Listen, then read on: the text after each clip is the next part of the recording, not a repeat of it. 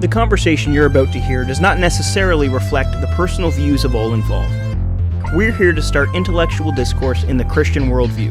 Hopefully, you can gain something from these second-rate saints. Enjoy the podcast.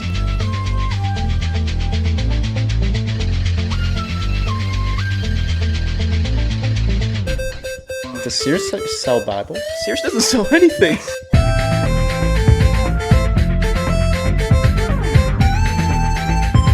So this is a competition between one of the greatest thinkers in the Christian faith and Value Village's top-selling book author.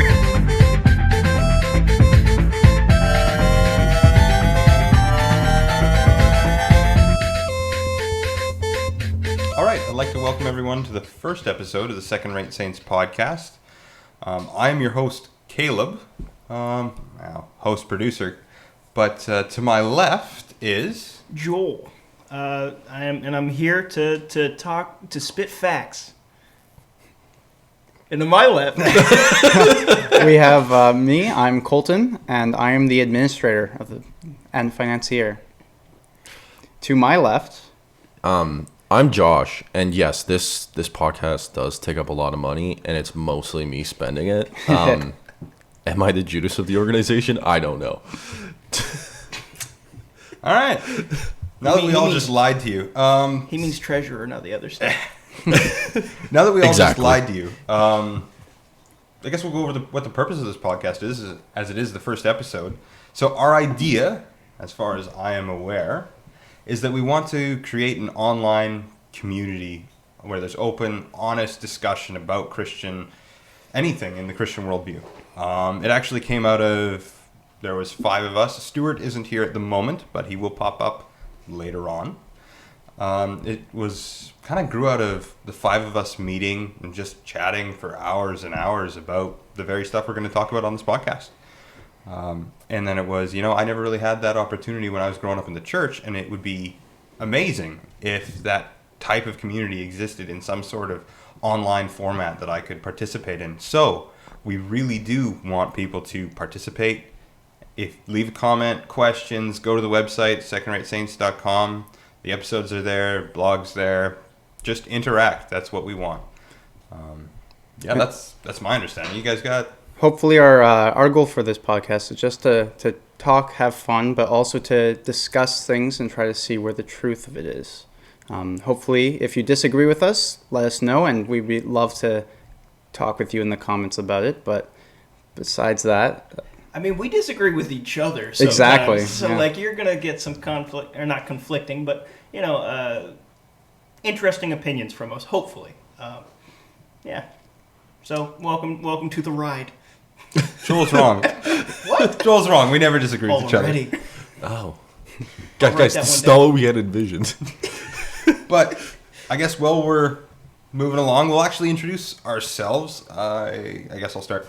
I'm Caleb. Grew up in a Christian church, Christian family. My dad was a pastor for a short bit there. I had a stint there where I kind of walked away from the faith, but came back. Grew up in non-denominational churches, more Pentecostal, but I went to a Catholic school, also ran a youth and a young adults group in a Mennonite church, and I try to read as much of a spectrum of theological views as I can. I have a weird interest in Catholic and Orthodox thought, but that's just got to get that unique spin on there, right? I've yet to add Coptic in, but we'll get eventually. There. We'll get there. But that's me. But Joel. Yeah, I grew up in a pretty rural town, a pretty small spot. Grew up as kind of like a Pentecostal's Pentecostal, right? So I think that was pretty much the only denomination I attended growing up. And as I've, we're all in Bible college or have been in Bible college, and that's part of our story that I'm sure we'll talk about as we go along. But through my whole, academic pursuit of Christianity, I found that, in practice, I'm a Pentecostal's Pentecostal. In thought, I have no idea. So welcome again to the ride. Colton? Hi, I'm Colton. I grew up in many places. My dad's a police officer, so I moved around quite a lot. And in doing so, we went to new churches every new place we went. I feel like my theology has been impacted by a variety of different churches and their opinions, as well as different peoples and their opinions. Leaders, people I look up to, mentors, stuff like that. I would consider myself to be, because my most impactful years have been spent in a Baptist church, I feel like I lean definitely more towards that kind of theology in terms of how I act and how I see church and how it should be. Outing yourself as Baptist, huh? Yeah, well. Already. Yeah. Okay. Well, you outed yourself as Pentecostal, That's so. completely fair. But honestly, I like learning. I would consider myself somewhere more in between all of them, all the different denominations, simply because... That's not true. You're not Catholic at all. Oh, you don't know that? I do know Yeah, that. he does know that. I like to... Which is fair and defendable, by the way. But Honestly, I just want to find out what the Bible actually says, and hopefully this helps do that. Yeah. Yeah. I'm Josh. I grew up in the suburbs. I got saved when I was very young because, unlike these guys, I'm not Pentecostal. I'm you got the Reformed. Baptist over there. Mm. It's Yeah. pronounced deformed. Yeah. Yeah. Oh, that was fast. Now it's fact.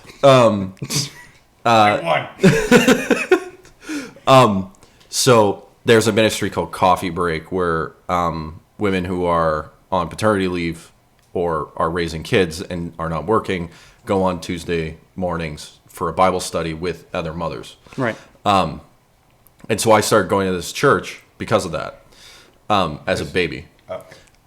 And then I started growing up in I that church. I thought you were one of the mothers. Yeah. I'm on my 15th child. Yeah, so started going to that church. It's been great. I've been there my whole life. I'm now an intern at the church. I've preached at that church. That church has been awesome to me. I went to a Mennonite high school. I went to a Pentecostal university. My dad's Catholic. A lot of different things. Yeah. I read a lot of C.S. Lewis.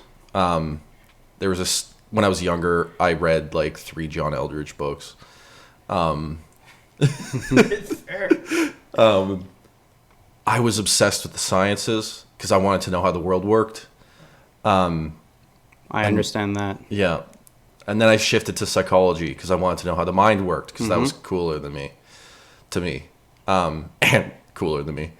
Well, it is cooler than you, so. Yeah. No, I'm just kidding. Love And you, then- buddy. I find you interesting. Thank you. Classic Pentecostal move.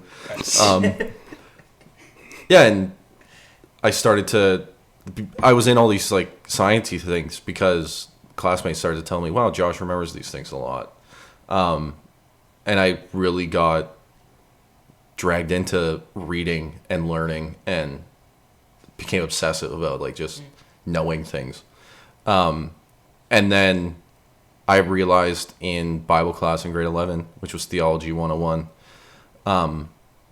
which was like at my school I was going to, like the introductory courses at Summit for like difficulty, which was... Yeah. And it was great. And suddenly I realized I don't want to know how the world works like I do. And I definitely want to know how minds work, but I really, really want to know how the mind that created the world works. Oh, that's good. Yeah. And so I completely shifted to theology as my focus, and I just became obsessed with knowing the supreme good. That's awesome. Artistic way to say that. I like Yeah, it. that's awesome. Before we get into, we'll explain our segments, I got a question though for all of you. Okay. What book has most affected your theological thought or your spiritual thought? Or you know what? Let's just even broaden it more. What book has affected you the most? Whew. That's So- a lot of books. There's some stuff there. I think 2 summers ago I ended up reading through The Problem of Pain by C.S. Lewis, which I always get the name wrong, so hopefully I got it there. It's either Pain and Evil or The Problem of Pain, but one of those. And yeah, But, sure has affected you. Well, I mean, it wasn't so much the cover that affected me. He read it open. Yeah, And he opens the books when he reads It was them. the first book I learned to open, and that really changed it for me. So, Because you thought people were just reading these stacks of paper like honestly, the first page. I thought it was just really boring art. I'm sorry, that's horrible. So when talking about like the problem of suffering and that, I have kind of deferred to Lewis's thought, which is interesting because multiple times he identifies himself as not a theologian. So that's something I've learned to do, is identify myself as not a theologian. Other than that, Timothy Keller's Reason for God. Excellent. Yeah, fair enough. It's a tricky question for me because I've read a good amount of books and all of them have influenced me in very different ways. Slight flex. Well, Weird you're going to flex, come but out and okay. say you've read more than me, which you have. He's currently flexing. He is actually flexing, yeah. You got some My arms crossed. Same thing. But to say one of the books that helped me interact with people better. I think how I interact with Christians and talk to them about the Bible and stuff. I feel like C.S. Lewis's Mere Christianity really impacted how I talk to people about what the Bible is. Because before it's a lot of theology and stuff we talk about in class and people and debate and talk and all that, which is great. But when you're trying to talk to just a person, you can't just have a debate with them. So reading how Lewis it's weird. Both of us said C.S. Lewis. We didn't plan that. No. It's okay, guys. I'm going to say Mere Christianity and Confessions of St. Augustine. Oh, there you go. Spoiler alert. But this book of Mere Christianity really helps put into perspective some of the harder to understand things of the Bible and some of the easier things into a new light that you might not have thought about before. Well, Caleb, do you want to? Because I gave it away, I'll change my answer. So it's not just 3 C.S. Lewis books, but a book that actually influenced me, not my theological understanding, but influenced me the most, I think. The Lord of the Rings. Not quite. Is just the first volume of the Gulag Archipelago. That affected my view of people and my view of society and culture. Mm-hmm. And it's a rough read. It took me about 1.5 years to get through it, and it's 3 volumes, and I'm gonna, saddle up to read the second one this summer, hopefully. But yeah, that affected me in the non-theological sense the most. Yeah, Can you give a brief synopsis of what that's about? Yeah. Because I feel like that's one of the lesser known books. Like C.S. Lewis, people know that. Yeah. Solzhenitsyn, who knows? Yeah, so Alexander Solzhenitsyn, Russian guy, obviously. Nobody's ever said his name correctly, ever. And we won't start here. Yeah. He was a captain in World War II, artillery captain, if my memory is correct. He got arrested because he wrote some letters to a buddy saying, hey, we weren't prepared for when the Nazis attacked. And so Soviet government was like, hey, those are against, you're belittling the state and attacking the state. Of course we were ready. Yeah. We capitalized. We. Man, we're already getting into communism. Okay. No, they weren't capitalized. Oh, yeah. Oh, yes. Oh, my goodness. That's a fourth dimensional joke. There are so many layers here. It's not going to be listenable. Yeah. Anyway, Caleb, continue. So yeah, he got sent into the Gulag system. And it's a collection of, there's a lot of testimonies in it, but he he draws the connection between the testimonies and with how the law was changed and the changing of certain laws and how those people were convicted. And he draws the connections both a little bit psychologically, but mostly sociologically and legally to the ideological origins in Marx, Leninism, and then Stalinism at that point. Right. And in all of that, you do get a lot, kind of a window into the human experience and the resilience of the human mind and soul. And just, it's a great introduction into a very specific time period and a very specific thing in that Russian culture that is just, imprinted in human history. Mm-hmm.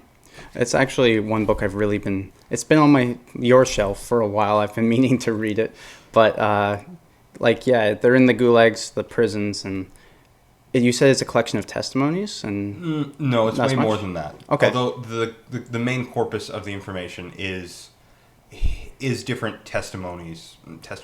stories, narratives, where he names actual people that where they were in how they moved through the prison system, how they were convicted, how that relates to the legal system at that time. Right. How the legal system was just kind of, when everyone knows someone's lying but no one calls them out on it, Right. that type of stuff, and how that works with Stalinism, drawing that back to, hey, no, that type of idea existed in Leninism, and hey, no, the foundations for that idea are in Karl Marx's stuff itself. okay.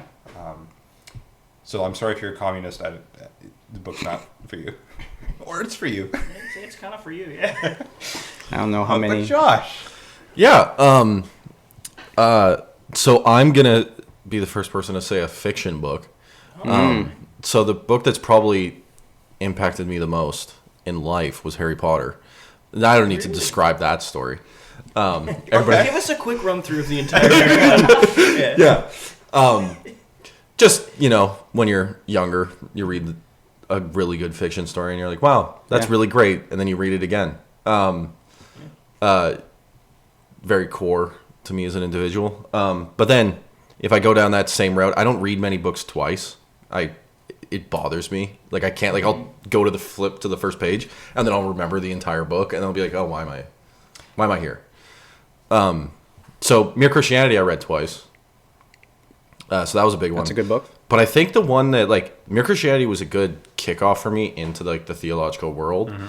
But I think The Weight of Glory That is such a good book. hit me more as an individual. I think we've all said a C.S. Lewis book at this Yeah. point. That one, and then How are we not Anglican? Yeah. I know, right? But I would have to say the book that stands out the most of his is definitely A Grief Observed. Oh, Yeah. man. That one, I had to stop Yeah. reading it. Yeah. I finished it after, but Yeah. it took me about 5 or 6 tries sitting down and reading it. Yeah. It's not long, but it's hard. Yeah. Yeah, yeah. And yeah, his whole corpus is massively influential. Yeah. Yeah, he has a lot of So- amazing works. Yeah. Oh, and for anybody doesn't know, Grief Observed is his 4-chapter long book journal that he wrote after his wife died, and it's going through his grief process. And it's heavy. Normally, you see the mind of C.S. Lewis. Here, you see only the feelings, Yeah. and it's Well, I mean, there's such a wave to it, right? Like an up and down, right? He'll basically rant right into the end of the chapter, and Yeah. his next chapter is like, "Why have I been so foolish?" Kind of. yeah, and it's like I apologize. And then he descends down into the same idea and comes Yeah. back up, and it's just Yeah. this ebb and flow of emotion that you don't Yeah. see in a lot of Right. And it's like writings. it's such raw and beautiful emotion. When he gets angry at himself for wishing that his wife would come back to life. Because he's like, how selfish could I be that I would want her to come back from being in the presence of the Father to be with me, a sinner? Yeah, that's pretty heavy. Yeah. Well, there's one part there where it says with her death, my usefulness has also died. Right? Oh, that geez. he no longer has the identity of a serving husband, kind of a thing. Yeah. It's so sad. Yeah. I remember I was reading it, and then I walked over to Caleb, and I said, "What's the point of getting married if they're just gonna die?" No, no, don't say that. And it was like I was kind of just making a weird comment, but it was a heavy book. You think about it this way, though, guys. C.S. Lewis is not the common way it goes. We die first. Yes. Yeah, fair. Statistically, yes. Yeah. Rest in that.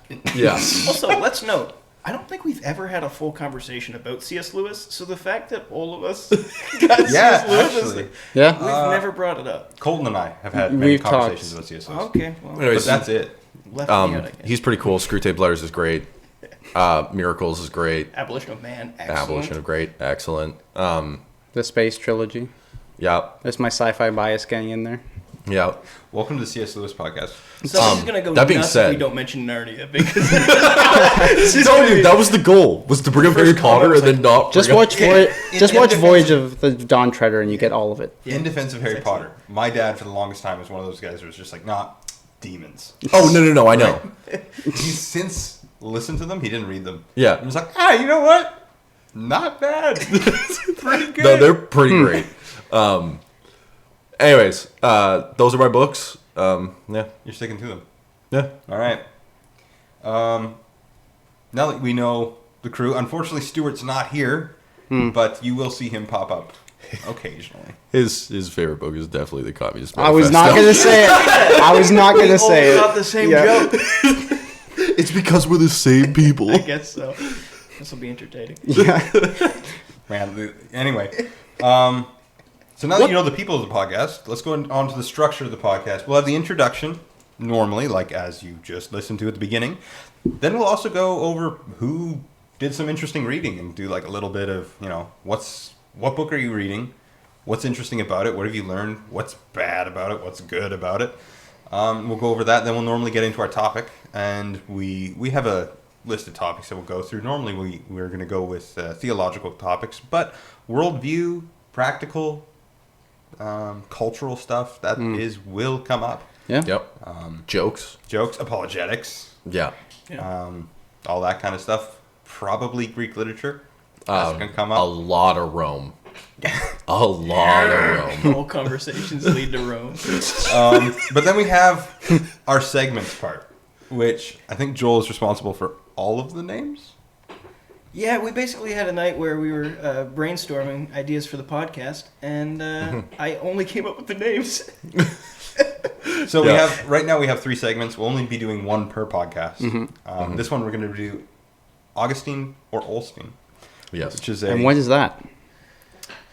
it's a game show type game where we give a quote, and then it's either a quote from Augustine or a quote from Olstein, and then each one of us has to select which one, and we tally up the points in the end and see who wins. Insert Josh correcting us on how we pronounce Osteen. Yeah. Austin. I'm sorry, Olstein. I'm sorry. Olstein. Joel Osteen. Correct. I Austin. always heard Whatever. about Olstein. But That's but why. Me what, too. what we like about this game, well, what I like about this game, I'm not going to speak for the other individuals here, is we can make fun of wolves in sheep's clothing, and we can praise highly great leaders. But when you specific. Whoa! I can't Specify? speak. Where did my tongue go? Spotify. When Bring you Spotify. when you single out like single sentences, and you can start to see how people can fall, Sure. because we've done this a few times just as friends, and we've guessed wrong, and we're like, wow, that's a really great saying, and then we're like, oh, that's like in the middle of live your best life now. It shows that just because someone says something, that doesn't mean it's fully wrong. It has to do with the context. Yes. Well, and that there's truth sprinkled in with everything. And we Absolutely. all fall to lies. Yeah. Yeah. Well, And I always like Augustine, so I mean, like, There you go. it gets to the sorry, point that, Augustine. Augustine too, though.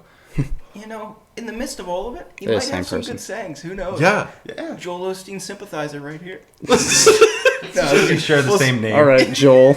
I don't know. It's a nickname. So that's Augustine or Olstein. Austin. How do you, Austin. Okay. The other segment is whatever floats your quote. That's excellent. Which really is just, hey, what's a cool quote? Let's talk about it. Something that's really impacted us. Something that maybe didn't go like, shot to the heart, but it's like, I want to share this with someone. Well, it doesn't even have to be right. Yeah. Okay, yeah, Right? fair It can enough. just be like, hey, you know what? This is an interesting. Yeah, let's talk about it. Let's. Yeah. And that one's always fun. Or my personal favorite for names, It's really good.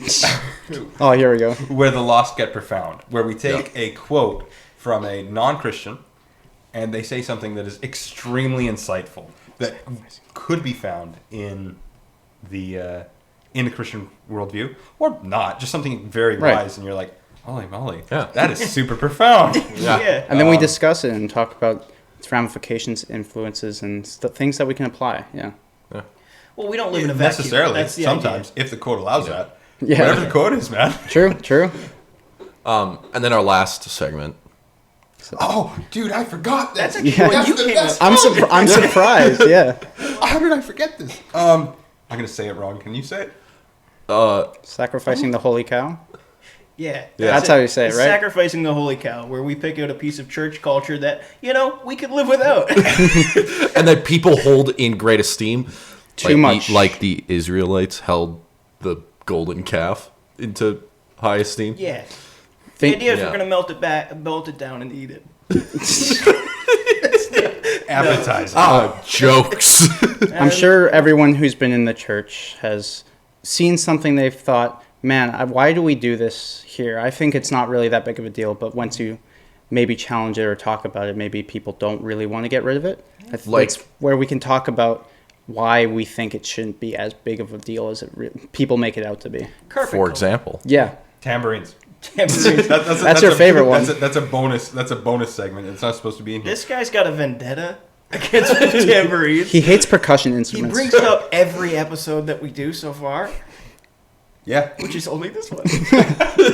But our actual segment that we're going to do this episode is Augustine or Austin. Austin. Austin. Augustine or Austin. Let's just butcher it further and further. Wait, No. we should be saying Augustine too, shouldn't we? No, Augustine. stop. No, I say or Augustine. it's Augustine. It's Augustine. If you say Augustine, then you'll think That's the Roman Empire. Emperor, sorry. Yeah, no, he is the Roman Empire. John Yeah. as Moses. He's the first emperor. No, original name is Octavian.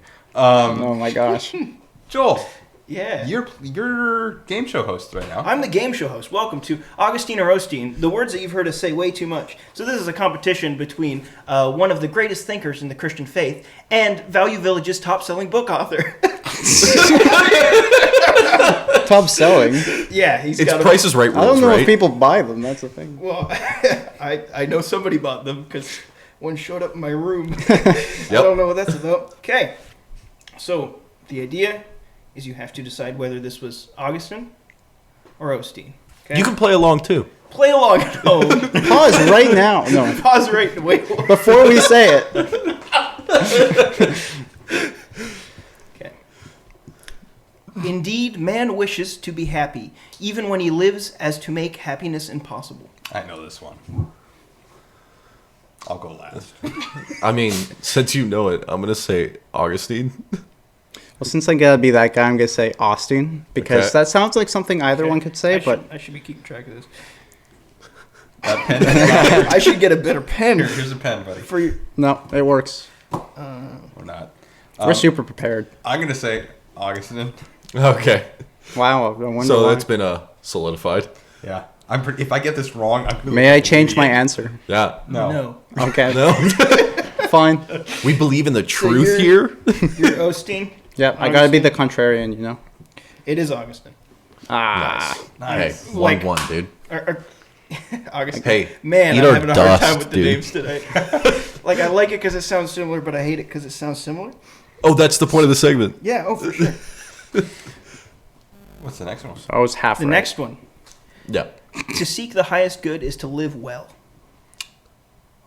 That's so obvious. Yeah, but here's the thing. Yeah. We've done this before. I've gotten you guys before. I don't Wait, know. say it again. To seek the highest good is to live well. It could be. I'm gonna go with Augustine. I'm going to go with Osteen. Okay. I'm gonna go with Augustine. That is Augustine again. Yeah. You are Eat going- my dust. Hey, we're tied. Hey, you said that to me in the last. Yeah, one. but you have to say it when you're in the lead, and you're not. He Oh, is. I see. You will never change what you tolerate. Olstein. I'm gonna go with Augustine. Okay. Austin. It is Austin. No. I was actually surprised by this one. Yeah, that's surprising. Here's how you do it. Eat my dust, because I'm now a point ahead of you. I'm gonna go cry And later. yeah, that was it. Okay. That Hey. makes Caleb the winner. Congratulations, you win Yeah. this brand new heresy detector from Sears. Awesome. Does it come with batteries? It's not. Is it just the salon bowl that that goes over your That'd be head? awesome. No, it's just a Bible, It is the Bible from Sears. a signed copy. Does Sears sell Bibles? Sears doesn't sell anything. They went out of business. Did it sell? I don't know, man. It probably sold them at some point in the catalog. As far as I They know, used to there's sell house packages. really. Yeah. I don't know why I brought this up. Last time I was where the town I used to live, I don't want to say, they still had a Sears there. Yeah, no, they shut down. Yeah, so it 4 years ago. it might not be a legitimate Sears. That's What up? Do you guys remember Zellers? yeah. Do you remember the diner in Zellers? Yeah. All right. gosh. Now that we're just Reminiscing. welcome to our nostalgia podcast, where we talk about Sears and Zellers. The most his only friend. The most exciting subject, department stores. Oh, that speckled white linoleum Yeah. was awful. Normally, we actually have like a actual topic.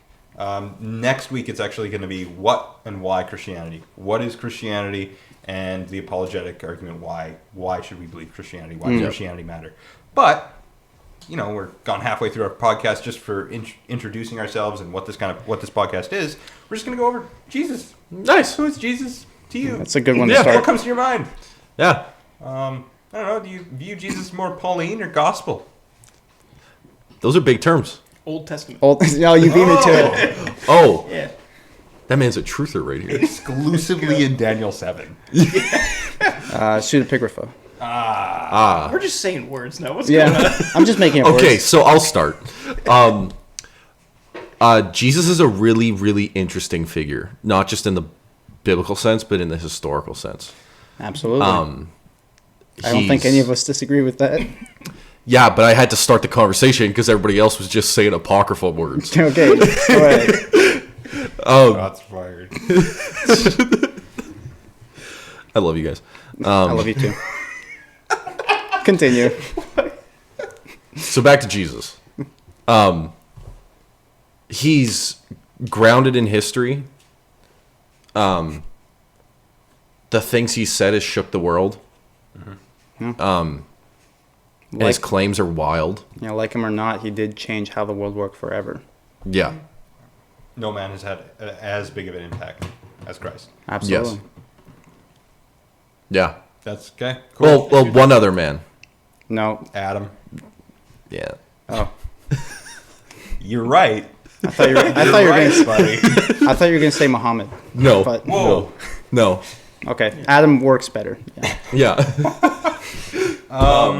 Yeah, so he's interesting. This is something that's been pointed out by apologetics people, that his claims and the claims of the rest of the Bible are grounded in history.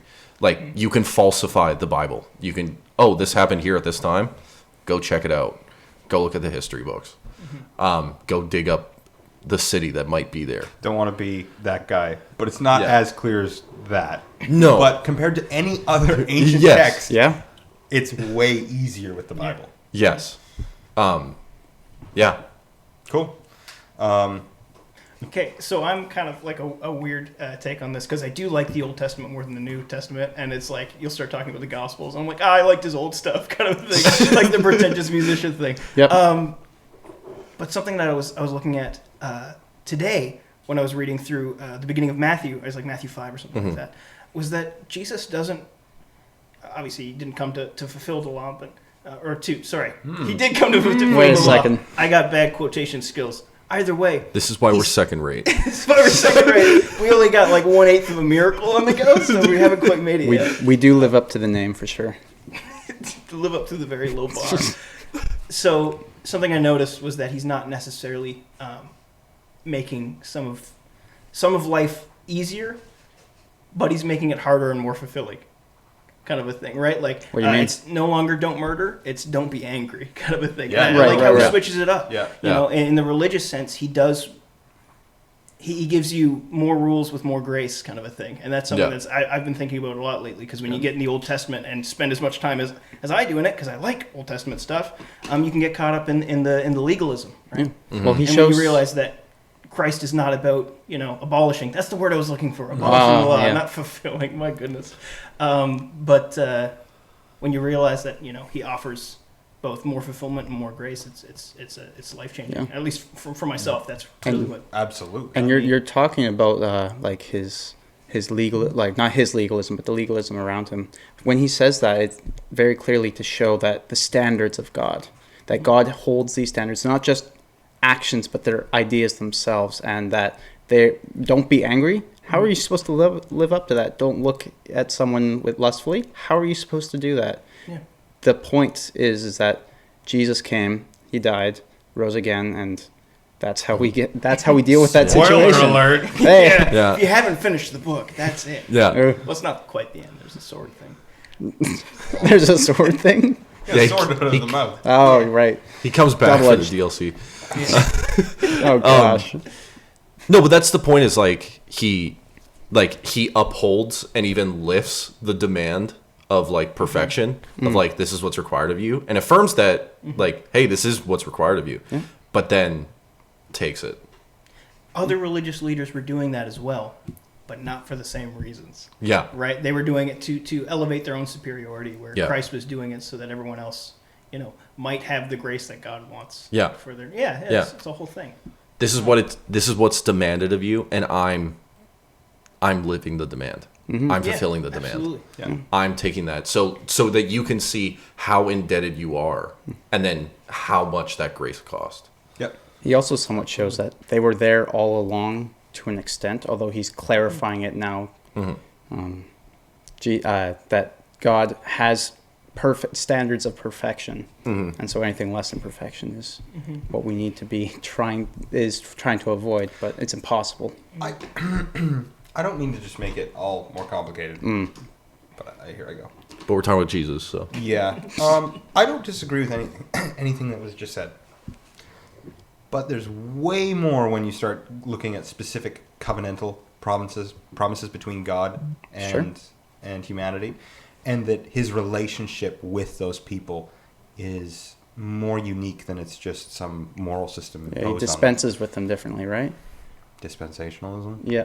We're going to get into that right No, away. no. But yeah, there's way more depth with articulating, the law, and it shouldn't just be held as straight up legalism, even though most Christians now kind of articulate it as such. Right. Because if you go back and actually read the law, it's like, holy moly, maybe God was a legalist. Oh boy.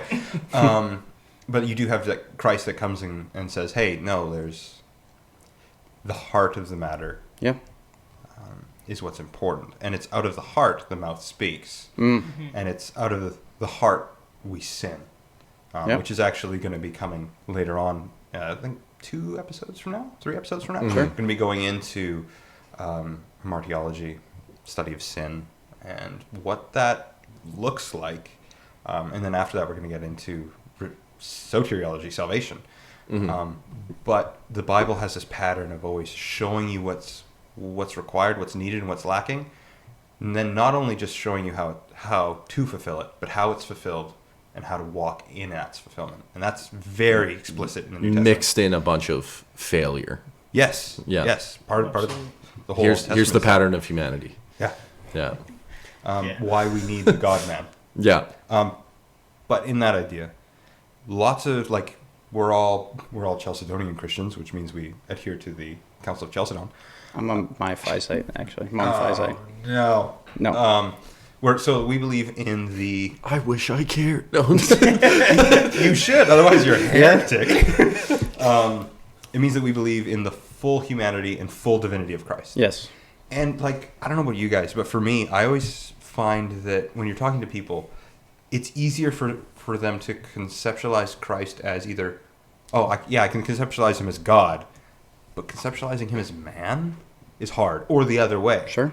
For me, it's hard to conceptualize Jesus as being fully human, as being just as human and as grounded in reality and as personable and as approachable and as with the same weakness of flesh as Romans says. Someone you could interact with. Right. Yeah, personally. Although you can interact with God. Yeah. Yeah. But in the That's same what I mean. But I mean in that approachable human way. with the same vulnerabilities and all that kind of stuff. Like, that's where I struggle to articulate Christ as. And so exploring that is what really deepens my understanding of Christ. And that's where the mystery for me lays more. Yeah. What about you guys? Like, my dad's the other way around. Well, I mean, like, that idea is crazy because imagine, Jesus being a carpenter. Imagine in the modern day sense, Jesus and all the other carpenters go to the job site. Carpenters are weird. Right? And they go to the job site. They work from like 7 a.m. or whatever till 4, drive home, right? And you work with this guy for like 10, 15 years. And then 3 years later, all of a sudden you see him raised on a banner, claiming to be God. And you're like, what happened to that guy? We used to hang out after work. He was an odd fellow, but he was pretty cool. Yeah. Never did me wrong. The wine never ran out. He never let me down. He never drank any, though. Wait a second. Hey. That was a joke. Wait a second.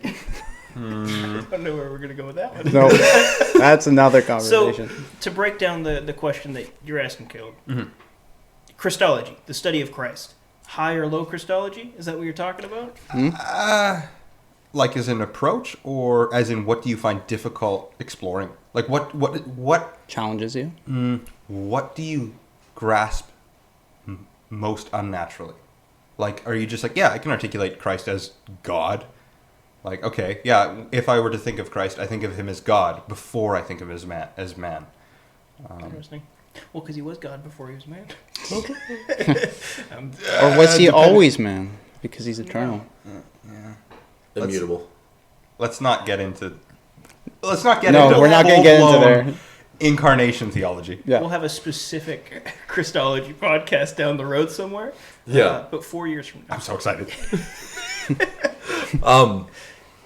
Because for me, the ease is more, and I shouldn't say ease. Like, of course, it's hard to rationalize that Jesus is God, but it's easier for me to rationalize that Jesus is God rather than Jesus is fully man.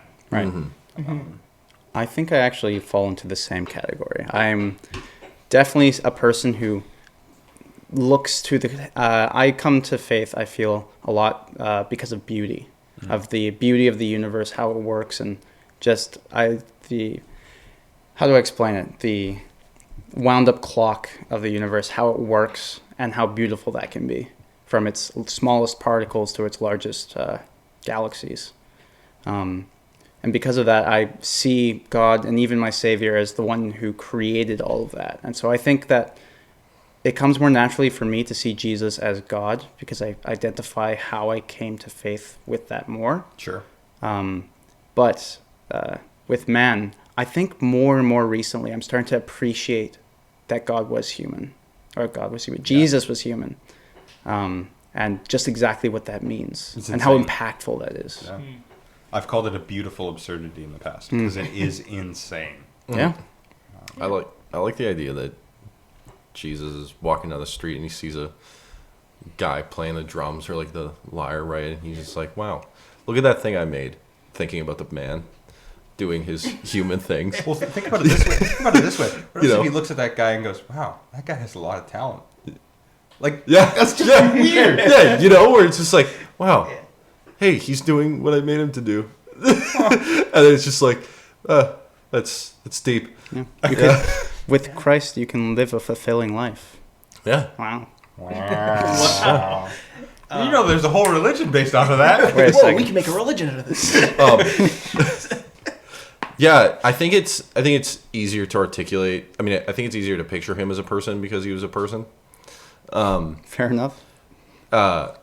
Less than a god because none of us can relate to what it's like to be a god. Well, Oh, I wasn't going to say that we could relate to what it's like to be a god. I was going to say the opposite. What's that quote from? We were talking about it the other day. It is more likely for a god to become man than for a man to become God. Philo. Yeah. That's Philo. Yeah. Yeah, Cool. Philo. So not a Christian thinker. Jewish. Okay. Yeah. Jewish thinker in the time of Christ. Yeah. Said it's more likely for God to become man than man to become a god. But that's a crazy idea. He followed that up with. Yeah. Well, we'll Yeah. ruin it Yes. immediately. Like absolutely. Yeah.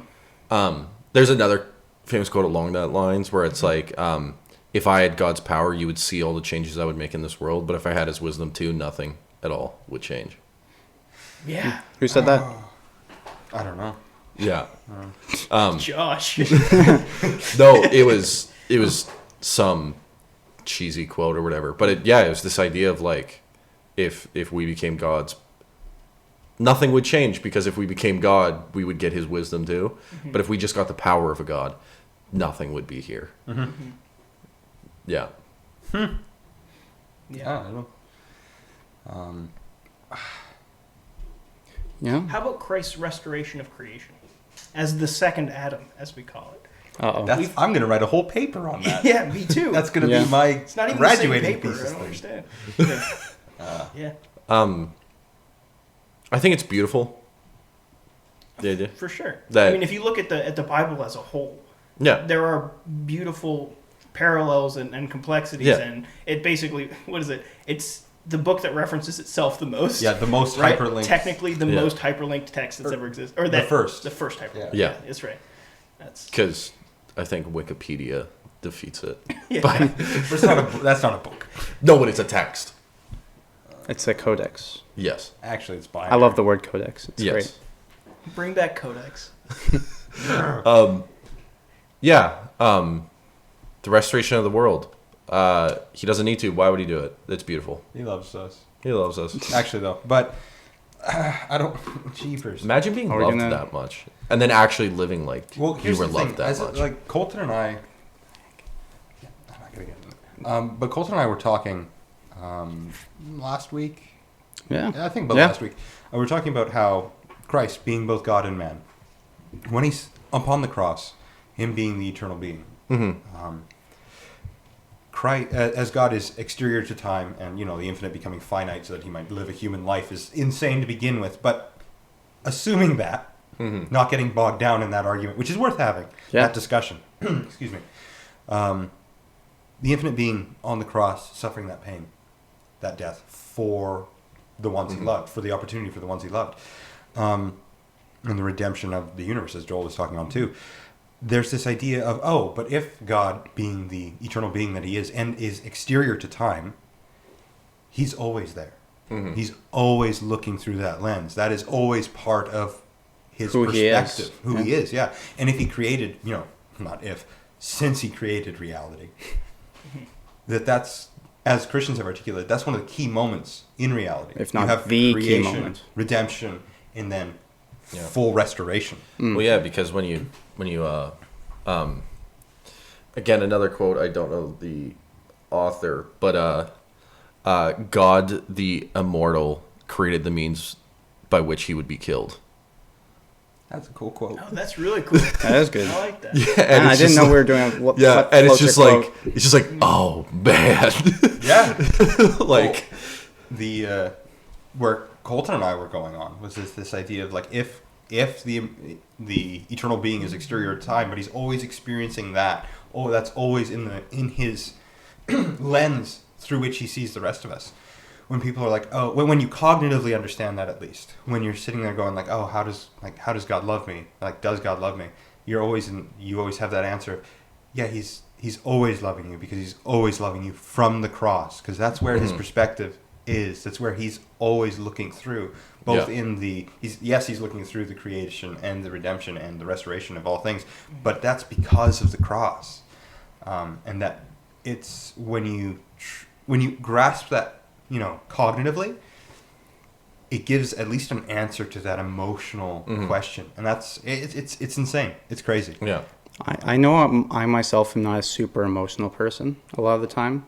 There are things that I love talking about, debates and apologetics, which we're going to get into a little bit next time. Yep. And just different ways to analytize the Bible and basically just any belief, whether politics or science or something like that. But I've found, and I hope that someone else has felt this way, that the more I study and the more I try to put Christ more and more into my brain and understand him, the more and more it impacts well, my heart. That's a little cheesy to say, but The more you find yourself crying in a dark room. actually, Oh my God. no, Oh yeah. absolutely. I think that the splendor and beauty of God and His plan, His creation, has shifted over time from a super analytical, non-emotional one to being somewhat both. And I think that you can come to Christ that way. And this does the same thing in reverse with like Sure. Yeah. sin, Yeah. which gets into Well, if later Christ conversation. if God is always looking through the lens of the cross, and the people that reject, well, that gets into the Johannine idea of, there's this. He swallowed up all of sin and death, but those who are condemned already because they have rejected the very Son of God. Yeah. Oh, okay. Yeah, that's heavy. Like, that's a lot of stuff. Yeah. Yeah. But if that's God's perspective, He's provided every opportunity, loves everything, and is going to redeem everything. Are you going to partake in it? Oh. Yeah. Yeah. There's a lot of weight to the world. You were going to say something, Joel. Yeah, I was, but I'm not quite sure how to formulate it.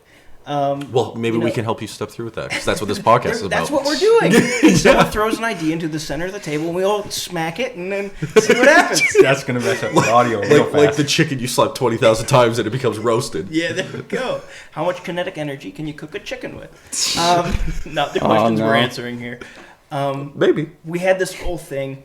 Maybe it was just me growing up in a youth group in a Pentecostal perspective, but it was like, you can know God in your head, but you got to know Him in your heart too, right? And we've kind of covered why we know Him in our heart, I think, right? What stands out about Christ? Why we have come to love Christ. Right? Yeah. But I know my journey in the last few years has been, how do you love a person you don't know, right? And then realizing that God has given this, what we call general revelation of the Bible, right? To show His very character. Specific revelation. Special revelation. General revelation is the world at large. The world and non-direct influence. Fair enough. Okay, special revelation. I was thinking special revelation is like calling, and I don't... Okay, I understand. At some other point. Sorry, misuse of biblical terms. That's okay. That's why we're second rate. We will do that a We'll lot. have a buzzer eventually where we'll just... And Don't worry. Horrible. What's wrong? What's that old Staples? That was That easy? was easy. Yeah. That was Jeez, we're bringing back department stores again. Does that mean Staples is the next one to go?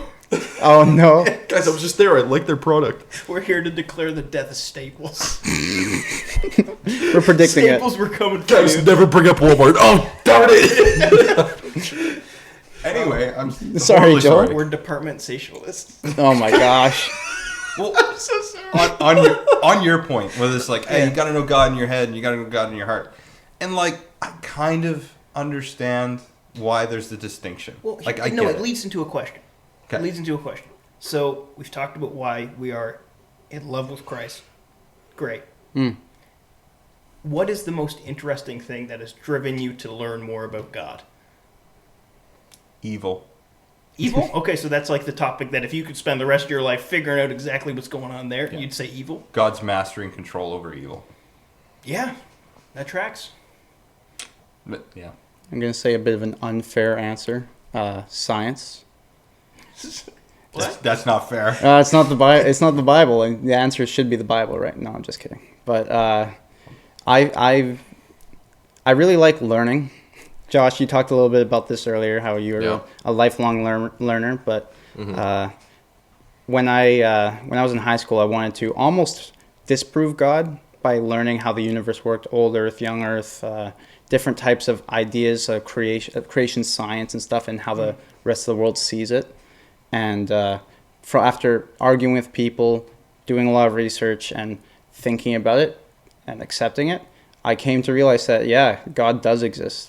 That the universe points towards Him, and I truly believe that. And that is the foundation of my belief in God. Yeah. Although there's many, many other things too. I mean, I'm sure this will come out in the apologetics conversation. Yes, for sure. Like, you'll be able to see a little bit more of that. Yeah. It's excellent. For me, I wasn't led there by another. He stood out. And it, like, part of the whole idea of, like, going from science to the mind that created the world, it was the idea that because I love learning, I seek the truth. I can dive into this well that doesn't end. But more importantly, just he is fascinating, and he should be. He's infinite, immutable, unchangeable, necessary. All those things. Those are all words. But just contemplating the king on the throne is awesome. Yeah. Well, I was going to get into the. I was going to get into like the. Jesus is one of those characters, obviously, but he's one of those few, if I think only, people where you have to do something with him in your mind. You can't. You sure to leave him in like on an afterburner is to make a decision about what you do with his claims. Yeah. His not just his claims, but his way of life and his impact on the world. But you have to do something with that information. Yeah. It's like instead of walking through a bunch of bookshelves where you see books on it, you're put in a room and somebody puts a book in front of you, and the only way you leave is either read the book or just push it away. Yeah, sure. It's you have to do something with it. Can't stand still in a moving train kind of idea. Sure. You either jump off, or you stay, or you keep going. Go for the ride. You go for the ride. Yeah. But one of the things that, like, Joel, with you have to know Jesus both in your head and your heart. One of the things that I've learned is that the more I know God and Christ intellectually, the more I find that, like, my emotional understanding of God just continues to grow. Absolutely. And it's just like, oh yeah, okay, Jesus on the cross, his ministry, okay. And then you start to recognize, well, the connections with the Old Testament, especially when you go through Hebrews and stuff like that, and you start to understand some of the Second Temple understandings of sacrificial system and all that kind of stuff. You're just like, oh. And then, as Josh was saying, like, if you read Revelation and Daniel and, like, you see God on the throne, and you're like, oh. And yet I have a relationship with this person. He may have talked to me. Yeah. Well, as like, what is it, 1 Peter 3 or something? Or no. He cares for you? Yeah, but this is crazy, Jake. This guy, sitting on the throne above everything, immutable, unchangeable, is all existing, blah, blah, blah. Right? Why are people screaming and running around the room right now when you think about the idea that guy just talked to you? Never mind the dying stuff. Never mind the salvation. Right? That guy even thought about you. Yeah. Right? Yeah. Like, why are people around the world just freaking out? That's like, we'll freak out, but it's like, oh my gosh, these super intelligent aliens might be looking down at us from another planet, right? Well, the God that created the whole universe is doing that, and we, like, yeah, anyways. Fair argument. Yeah. I think, people come to faith from one of two perspectives. We talked a little bit about heart and head kind of idea, but also I think there's the idea of whether or not they see God as their friend, the one they want to have relationship with, or they see them as the God who enacts justice or rules over the earth. Yeah. And people bounce between those things, and they accept both, but different parts stick out to them more than others. One of the interesting things that someone said to me once was in Genesis 3, after Adam and Eve eat of the fruit and then dress themselves in fig leaves. He dressed them. Yeah, he dresses them later. They dress themselves in leaves. Sorry, yeah. Read the Bible, Josh. Sorry. I just heard dress themselves, and I was like, no! We're a very supportive group. You jumped the gun a little bit. We'll agree to disagree. When God does come, and he asks, he's God. He still asks because he wants to give them the opportunity to reveal themselves. Where are you? Depending on how you articulate, not just articulate, but how do you perceive the words of God in that moment? Is it, where are you? Or is it, where are you? Yeah. Why aren't you here? Yeah. Right? Yeah. But enough. to Colton's point, there's different views on how we see God. Well, interestingly enough, is not all of them are wrong. Yeah. No, absolutely. God is the Savior, and He calls us friend, as Christ is, but He's also judge, jury, and executioner. Yeah. And to Josh's point, this person acknowledges me. I think some of the most interesting people to talk about God with are fresh new believers. Heretics. Whoa. No, not quite. Although heretics is very fun. They're two different people. He's not saying they're the same person. Oh, no. But fresh new believers, because you ask them, why do you believe in God? And then they give you a really good answer most of the time, unless it's just, I don't know. But Fair enough, man. fair enough. These people tend to understand God in a way I think I haven't, because I grew up as a Christian. And I'm trying to move closer and closer towards that. Well, I ain't gonna lie. So I grew up as a Christian, as I mentioned, and then I walked away for a little bit, right? When The best of both worlds. What? let's just say there's not much best in the other world. As I'm lying down in my sister's couch, right, sleeping, because I moved in with her for a short time, having an existential crisis, basically, about justice. How does that fit within the material universe? All that kind of stuff. Why do we have guilt? All that kind of stuff. And then, I believed in God before that, sure. I'm not going to say that I didn't, because I think that I did.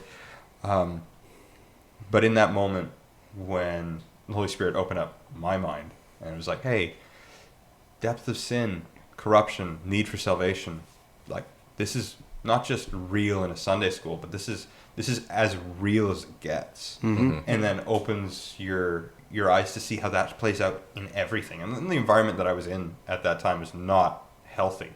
Right. And it was like, oh, that's sin. But it's not just sin as in needing to be judged. Sin isn't, that sin naturally leads to death. And physical and spiritual. And obviously as it is leading to death in that person right now, by the way you look at them, that changed how I viewed God and how I viewed Him as judge. It got to Christ is judge, but then it's but as loving judge. And it's insane. So to your point, for the new Christian who comes to it, it's like, oh, holy moly, this is everything and all that it's a reworking of your entire worldview. And you know how hard it is to do that? Try talking in any modern politics. It's impossible to change someone's mind. That's why Christ says it's easier for the camel to go through an eye of a needle than for a rich man to enter the kingdom of God. But through God, all things are possible. Yeah, that's because you need the Holy Spirit to change your worldview to a Christian worldview. Wow. Yeah. And gets to that idea of the... Hence, Calvinism. No. And, hey, we made it to 1 hour, 1 minute, and 50 seconds before mentioning Calvinism. That's not bad. Excellent. Yeah. Still behind communism. Yeah. As it should be. What? Oh! Yeah.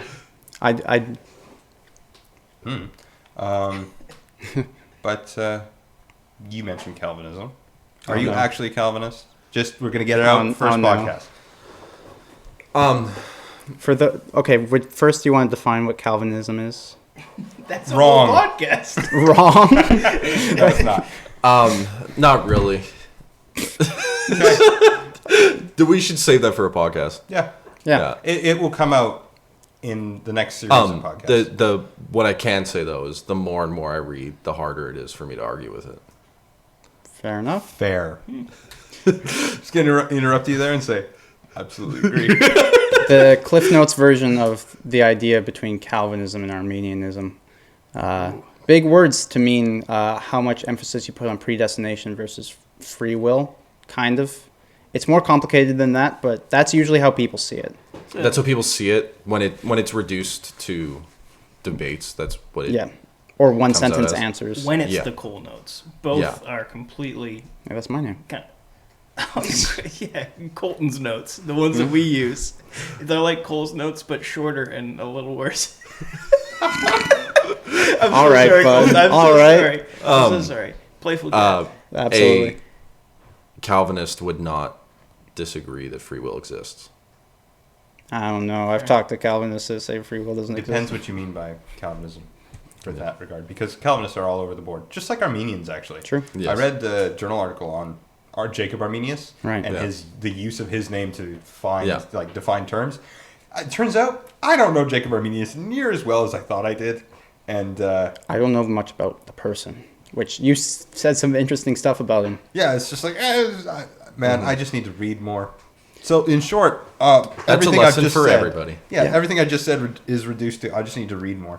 But This whole conversation is one that we're going to have to save for later because it is a big topic. yeah, it's going to actually show up when we talk about sin and redemption, which are going to be Yeah. two-parters. So there's going to be 4 episodes on those 2 topics. And Calvinistic ideas are going to come up. And I don't want to Yeah. just say Calvinistic. I'd prefer to actually say Reformed. Because they're intertwined. Yeah. Right. But, next week, we're going to be going over what and why Christianity. We won't have a massive introduction like we did this week. But hopefully you can join us then. These podcasts will normally last anywhere from an hour to an hour 40. 40's really pushing it. We'd like Yeah. to stay within an hour and a half. But, hopefully you can join us then. And it would be great if you dropped a comment. Yeah. Anybody got some closing remarks? Well, thank you for staying to the end of the podcast or skipping ahead to listen to us say goodbye. And there will I be do that a all the fifth. time. There will be a 5th. What do you mean? A 5th individual Oh, that partakes. yes, yes, Stewart. Oh, yeah. Stewart comes in here and there. If you really want, go to secondratesaints.com, go to the About and check out his bio. That will share probably some of the most important It's everything things you about need him. to know about him. Yeah. Yep. Yeah. Also, just check out the website, check out the blog, leave comment on. We want your interaction. And now, discussion and talking is what this podcast is about. So Don't come to our houses, though. That's bad. may- I don't own a house.